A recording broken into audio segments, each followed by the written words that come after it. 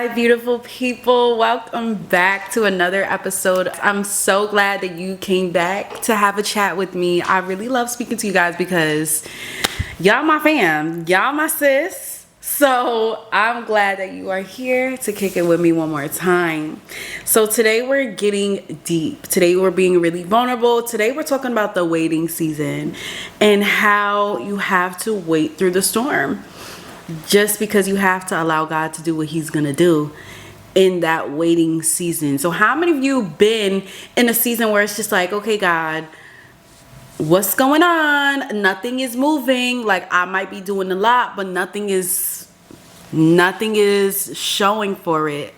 And it's funny because really great entrepreneurs, really successful entrepreneurs say that the slow and easy strides are the things that lead to your victory, are the things that lead to long lasting success. Sometimes overnight success isn't the best way, because is it gonna last as long as the slow and built up success? Probably not. So let's get right into it. So let me tell you the truth about the waiting season. The waiting season is not fun. It's trying, it's testing of your faith, it's testing of your strength. But sometimes when people go through that waiting season, they think that, all right, what's next? I need to do this. I need to do that. I need to put my foot into this door. I need to get up and do this thing. When really God is telling you, be still. God is telling you, hold on, I'm trying to show you something. Or hold on, I'm trying to do something for you. But you keep pushing yourself to the front, not letting me work. You're supposed to let me take the wheel. You trying to drive. And I told you go on the passenger seat really quickly. That's what he's telling you. And sometimes I know it may be hard for you to hear the Lord's voice, but the only way you can hear his voice is for you to stay in your word. God says, my sheep know my voice. You have to know his voice, because in the midst of you going through this waiting season, you're going to get those voices. You're going to hear, oh, you're lazy. Oh, you just laying down. You're not doing nothing. This project that you're doing is not going nowhere. You're in school. You're not even putting your all into school. It's certain things that the enemy is going to plant inside your head, and you're going to think that it's you, or you're going to trust it. You're going to trust that word. Whole time, no. If something is not working right now, God is telling you to chill. Let's reevaluate. Let's step back. Let's remember what we're doing. Let's remember why we're doing this. It's so many times where God sat me down. It's so many times where I got into spaces, into environments that I thought that I wanted to be in. Even everybody wants to be the celebrity makeup artist. And what people don't tell you is that when you get there, you have to really question whether you want to be in that environment or not. It's a very fast-paced environment. Do you want to do that? I thrive when my business is very steady. I like a steady heartbeat, right? And if you want to work in a field where it's fast-paced, it goes up and down like this. Sometimes it's really steady, then it goes up and down. Personally, I don't like to drop everything and run, because I'm just not that type of artist. I'm not that type you're telling me that you need me right now in New York City in the next 30 minutes.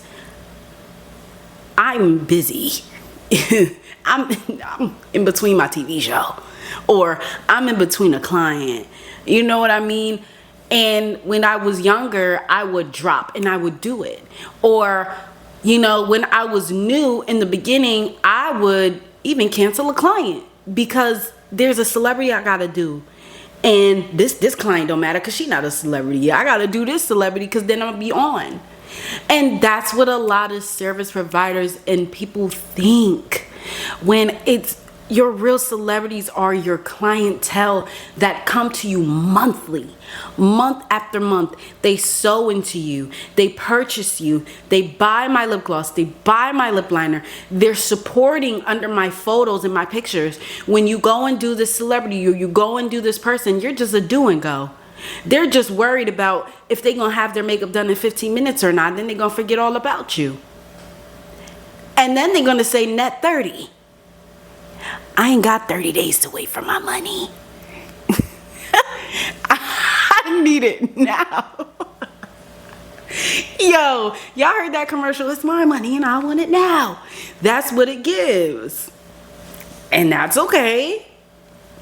And that's okay. But you know, some artists are different. So it's like, that's something that you have to really sit down and really decide whether you want to do that or you want to do this. I decide to treat my loyal clients like my celebrity. I remember I used to put celebrity makeup artist in my bio. I don't even identify with that no more. It's the bubbly making me burp. I no longer identify with that because I feel like everybody has their own version of being a celebrity. Like, y'all are all celebrities to me, and that's just what it is. So I'm for y'all. I'm for the people. Not only one small amount of people in this world. I'm for the people. So that's why I made it like, you know, I'm just a professional makeup artist. And the thing with doing makeup, I feel like our makeup artist community is pretty small. I don't know if that's just me compared to the hairstylist community or even lash techs. I feel like it's a very large community compared to makeup artists, because I feel like being an artist is something that majority of people start and stop, or majority of people start and are stuck in the funk or something like that. They just don't fully pursue or fully go out into the field and do it. You know what I mean? So it's like, that's why we have a strong community, and that's why I really want us to stick together. And I really want us to build on each other, because that's what we're called to do. We're called to be around each other, even in seasons where we have slow seasons. I know everybody can relate to that as a makeup artist, even as any business owner. But I look at every slow season as a waiting season as well. And you have to prepare for those seasons. When you know your books, you know when your books are going to start slowing down. You prepare fully for that season. And all that preparation that you do, imagine that's what God is doing at the back end too. Just preparing you. He's just working to push you into that season, you know. And being in that season doesn't mean that he's forsaking you. Being in that season doesn't mean that you're not going to get anywhere. Even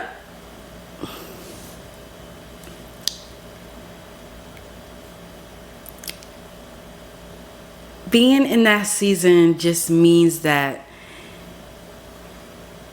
there's something else waiting for you on the other end. It means that there's something that you have to go through to get to that victory. There's a lesson in between the blessing that God has for you.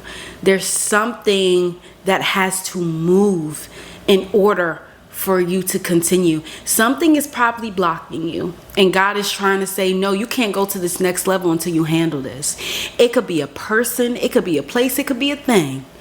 And don't let me get to talking about the people that might be blocking you. It could be friendships, it could be relationships, it could be the toxicity that you can't let go of, it could be the toxicity that you're giving. Some people think that they're in a toxic relationship because of their partner. The whole time it's them. I listen to a lot of my clients talk, and I love to hear the stories. And it's funny how you would let somebody talk all up until they start telling you who they are and what they've done in the relationship. And instead of coddling that person, even like my clients, honestly, instead of coddling them, I ask, well, what did you do in this relationship that you felt like you needed to work on? Or what did you do to contribute to something being misled or misunderstood? You know what I mean? And that allows them to think.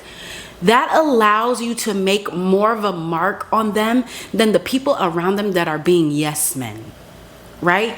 And I speak to my clients like they're my friends, because I love all of y'all, genuinely love. Like, I give love.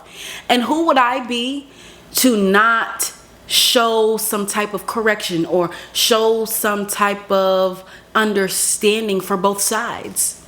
And that's a lot of reason why people ask me for advice, or people feel like they can open up more, because not only do you want to hear, oh no, you was right, everything you did was right, yeah girl, I would have did that too. No, sometimes it's, but what could you have done better?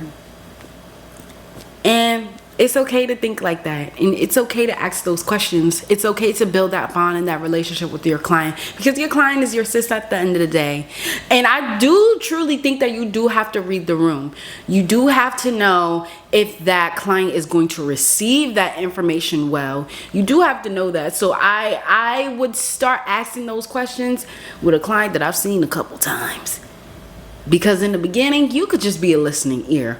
But if this is my client and I know her, we've built a bond, we built a relationship just through makeup, then why not be the friend that she actually needs? So think of God like a protective shield. Think of God of that person, that man, that stronghold that's kind of protecting you from what you're not ready for.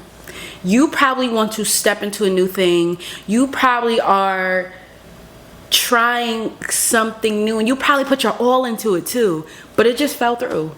It didn't work out. Or it's a relationship that you really was like, all right, I'm gonna change with this one. Like, I'm gonna really put my all into this one, and it just didn't work out.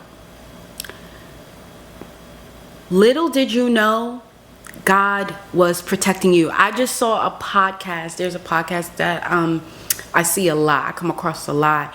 And it was a woman up there talking about she had just gotten engaged.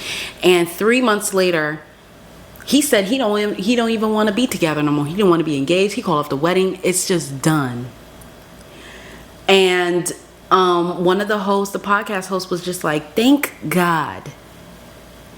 Thank God that he said he don't want the relationship no more. Thank God y'all didn't go far. Thank God that y'all didn't have that wedding. Why? Because God was protecting you from the hell that would have happened in that relationship. He was protecting you from the war zone that would have happened in that relationship. And it's hard. I'm telling you, it's so hard to let go of that person that you know, that you love, that you're so comfortable with. It's hard to understand that that other person might be with another woman. It's so hard to know that you have to leave something that's comfortable for a place of loneliness at the time. It's not easy. It's hard. But I will take loneliness over the heartache that was to happen if I were to disobey God and just go for what I wanted instead. I am so glad. Even in my single season, I've been in a previous relationship for about 3 years, and I am newly single. It's been like 3-4 months. It's the hardest thing to think about my best friend not being my safe space no more. Like me not calling him every single second. Not calling him when I want comfort. Him just not being there. It's hard to let that go. because he was my comfort. I felt comfortable. I felt safe. Everything that God should have been to me, I made him the person that I looked up to. Almost like I put him before God. I made him that person. And I felt like God separated me, because he's just like, who are you inside of me? Who did I tell you that I wanted you to be? I need you to look to me. I need you to look to me for comfort. I need you to look to me for love. I need you to look to me to fill up your cup. And you're looking to somebody else to fill up your cup, and he never can. He never can fill your cup, because he's human. He's a human being. I am God. I feel you. He doesn't feel you. And he separated me so I can find who I am. And that's me in this waiting season. In this waiting season of finding me, trusting in the Lord. It's been so hard, because I really thought, God, did you leave me in the dust? God, I worked so hard in this relationship. God, I changed my ways. God, I changed my attitude. God, I put him first. I looked to him. I changed everything I knew. I changed my toxic ways.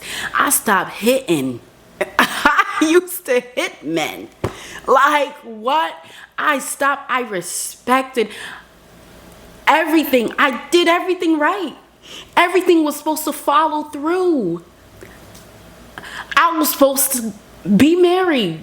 I was supposed to bear a child. I had my whole future planned. I thought for certain that this was it. And God so quickly snatched it from my palm that I really questioned. I said, God, but what? Like, I did it though. And in those times, God is asking you, do you trust me? Do you have faith in me? Do you trust that I have something waiting for you that you can't even see? And even in those times where I feel like I can't even pray, where I want the lights off all day, even in the morning time, in the afternoon, I still want the lights off, and I want blackout curtains. And I just want to binge watch my show. I don't want to pray. I don't want to seek the Lord. In those times, I say, God, I don't even want to pray to you right now. I don't want to talk to you. I feel like you hurt me. I keep it real. And that's when you have a real relationship with the Lord. I keep it real with him. But what I'm still going to do is I'm going to put that worship music on, and I'm going to let them worship for me. And I'm just going to sit in it. And I'm just going to say, God, you did hurt me, but I'm still going to love you because you love me. And there's certain things, even with your parents, there's certain things that they might give you a little pow for, or they might take something away from you because they genuinely love you. They'll never do it to hurt you. They do it because they love you. So now that I am in this waiting season, I am in this season of loving on me. I'm doing things that I never even thought I would be doing. I'm doing a podcast, sitting here talking to y'all through a camera. Like, I would have never thought. And I'm doing it by myself. Do you know how hard I work to have a co-host here? Do you know how much I want a co-host sitting next to me so I could bounce ideas off of? I want it real bad. But God is like, no, I'm not going to give you what you want. But even if God does give you what you want, something's going to happen so it doesn't work out. And God is going to see what I told you? See what I told you? You should have just trusted me. So in this waiting season, I'm here to encourage you to trust him, because he did not forsake you. He did not forget you. He does not love you. He said that he would always be here, and God is not no liar. He never lied. He's never lied. Even if you thought he was late, he never lied. He was late to resurrect his own cousin. But he still brought Lazarus back to life after 3 days. He's still on time. He's an on-time God. He does the impossible. So in this season of waiting, when you feeling like things are falling through, when you took a test and you didn't even pass, when you feel like things are just falling right in front of you, when you feel like bill after bill after bill is coming up, when you feel like you keep paying and you keep putting everything towards bills and bills still keep popping up, or you feel like you're underwater, God is still there. In the midst of all of that, he wants you to look at where you are and be like, you know what, God, thank you. Thank you for where I am. I know it's hard to say thank you, but thank him in advance. Praise him in advance, because you don't know what he's doing for you. You don't know what he's doing. I just recently went to LA, and it was a solo trip, and some people are scared to take solo trips. When I tell you, it is the most freeing, rejuvenating, amazing, just beautiful thing that anyone could ever do. I suggest you take one solo trip in your life. Just one. Just one. Just one.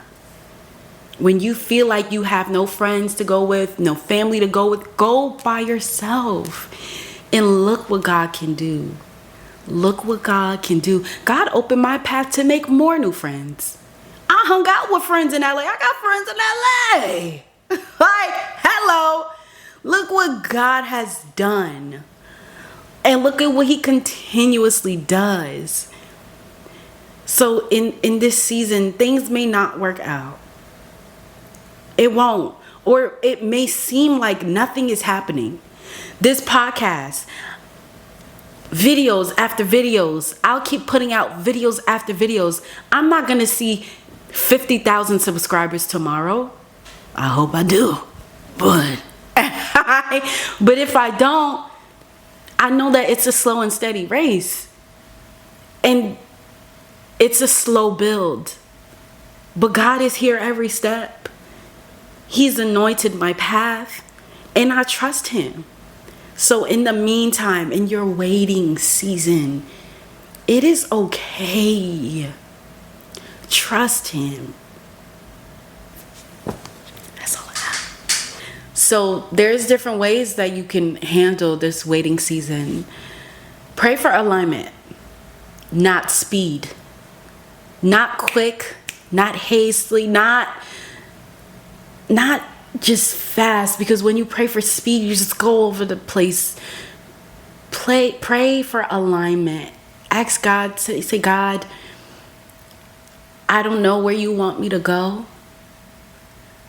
I don't know if I can go through this, but I have my eyes on you and I trust you.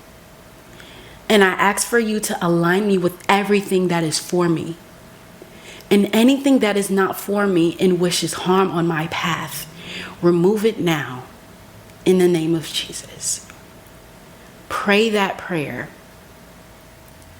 Ask him for forgiveness. Ask him to forgive what you did that was not in his likeness. Ask him to allow you to keep going, to give you strength to keep going, because in this season you need strength. Number 2, stop comparing timelines. You look to your left, you look to your right, and you see, why is she more successful than me? Why is she doing the things that I wanted to do? God, I wanted to do that. God, I wanted to start this. God, I want to be here. God, I want this car. God, I want this house. God, I want... Stop comparing yourself to the person next to you. You don't know what they're facing. You don't know what they're going through. You don't know what demons that they're fighting. You don't know what season that they are in. So stop comparing yourself to that person's journey, because God has a whole different path for you, a linear path. He has something made specifically for you. Your path will never look like hers. Your path will never look like this one's, because he has something designated for you. He has something beautiful for you. And you cannot be envious. He's always gonna show you, listen, now's not your time, but I'm still here with you. So remember to look at your path and just be thankful for the path that he's already put you on. 3, stay faithful with what you have now. In this season, you lack nothing. The Lord is my shepherd. I shall not want. He makes me lie down in green pastures. Just imagine you lying down in green pastures and just saying, God, you've given me everything that I need already. You've given me strength. You've given me everything that I need. He may not have given you everything that you want in this season, but what you need is right here. What you need is already with you. So remember to thank him in advance.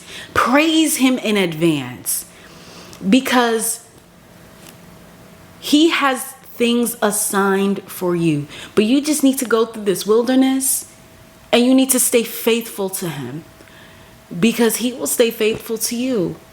Don't be far from him, because I remember when I was far from the Lord and I felt like I couldn't hear his voice. I couldn't feel his hand. And he just said to me, I wasn't far from you. You was far from me. And that just felt like, wow, you right. You right. And in this season, now I'm just really thankful. I am faithful to him. I'm trusting him, and I'm not looking elsewhere. I'm not looking towards nothing. I'm not looking towards a tarot card. I'm not looking towards a rock. I'm not looking for nothing to keep me. I'm looking for Jesus. I'm going to stay faithful because I know what he has arranged for me. Number 4, heal and prepare. Instead of rushing everything, heal and prepare for what God will give you. Heal. Look into your inner self and say, what were some things that I could have changed? Even in friendships, in relationships, friendships you lost, friendships you fell out with. What was something that I could have done better?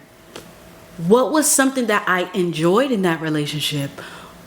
What was something that I contributed? And just go over those thoughts, sit there with it, and let it just fuel you. Sit with it, because then you understand the type of person you are. You understand the things you have to change. You understand how to be vulnerable. You understand how to speak. Not only how to speak, but to communicate well. A lot of people don't know how to communicate well or communicate their feelings. Sit there, prepare. Prepare for what God has for you. Prepare for your exams. Study more. Prepare for becoming the makeup artist that you always wanted to be. Take more classes. Take models. Instead of taking clients, instead of charging models, do your models for free. I'm appalled. Since when did we start charging model fees? A model, back in the day, if you wanted to book a model, you was paying for that model. You wasn't saying, this is a model fee, you have to pay me this much to be my model. No. And that shows how sometimes people can be money hungry. And at the end of the day, it's not about money. It's about somebody leaving their home, coming to sit in your chair to let you play in their face. just so you can build your own career. Every single model that I had, they were doing a favor for me. They were doing a favor for me. So everyone out there that's charging their models this model fee, I never understood it. And I know that you're using product. I know that you are using your time, but you're also using the model time too. And this is for you to better your career. This is not really for the model. This is to better you. This is to try new things. This is to try new concepts, to fail, to execute, to try again. You're playing in somebody's face. I never understood the model fee. I really never understood it. But to each his own. But to me, a model is helping me. They are helping me. Yes, I know sometimes models just want a quick free little thing. And that's why you have to vet your models. They actually have to be a model, not somebody that just wants a quick 1-2. No, look at their pictures. Look at their Instagram. They cannot be my model if their page is private. How is that helping me? You cannot be my model if I do not see your pictures. You cannot be my model if you are not photogenic. You can't. That's why you have to vet your models, because they have to help you in return. So in this season, that's your preparation. Your waiting season is your preparation. Don't rush it. Take your time. Last but not least, number 5, listen for instruction, not just results. You can learn from anybody. You can be a student. You're always going to be a student. I learn from everybody, younger, older, same age, somebody in a different, industry, somebody in the same makeup field. I learned from everybody. Listen, they can all be your instructor. Listen to the Lord. Meditate on his word. Listen to him. When you pray, wait for him to answer, not just for him to bring you that thing. Wait for him. People pray, do a little 1, 2, 3, and then I bet, let me go. You don't even meditate on the word. You don't even let him answer your prayer.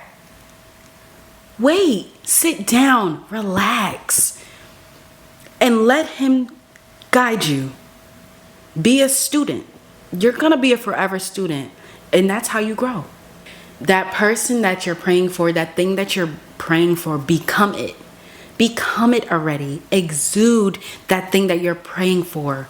That man, that marriage that you're praying for, your non-negotiables that you're praying for. Be that. Be that person. That makeup artist that you want to be, that beats down a soft glam. Be that. Do that. Put everything into being that, and it will come about. It will be that. Sometimes being hidden is a part of the lesson. Being hidden is a part of growth. Being hidden is a part of being chosen. And your timeline is not broken. He's not forgotten you. He's not forsaken you.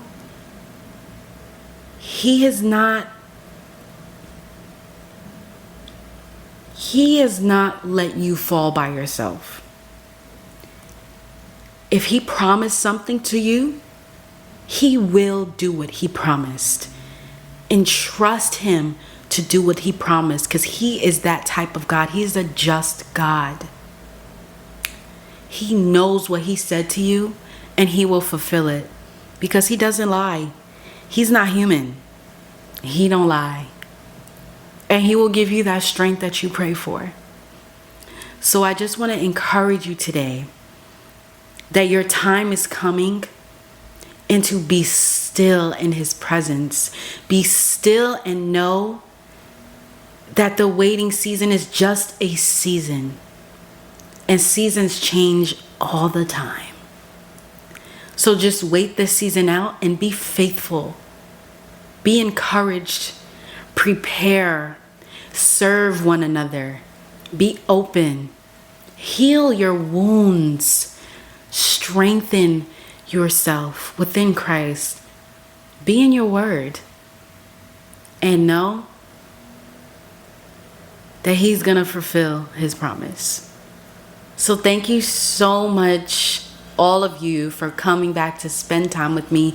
And if this episode has blessed you, if it has touched your heart, and if it has resonated with you, just send this to somebody who is in that waiting season.